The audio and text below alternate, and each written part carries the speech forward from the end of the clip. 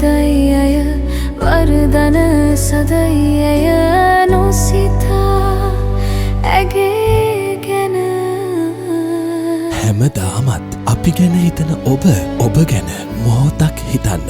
කාන්තා ඔබත් ස්වයං පියවරු පරීක්ෂාවක් නිතිපතා සිදු කරන්න. ඔබේ කාන්තා ලැබැදියන් පියවරු පරීක්ෂාවන් සඳහා යොමු කරන්න. අදවත් සිතමු ඔබ ගැන දැන්වත් සිතමු මම ගැන.